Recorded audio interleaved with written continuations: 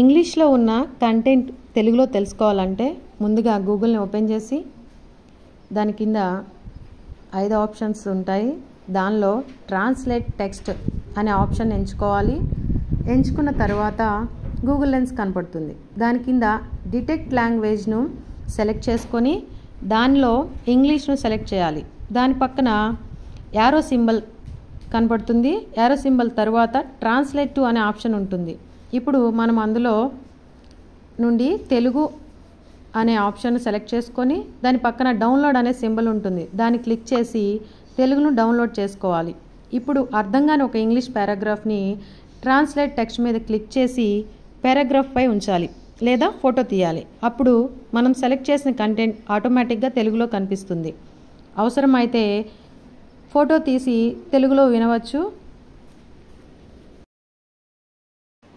మరియు ఆ ఫోటోని ఇతరులకు కూడా షేర్ చేయవచ్చు.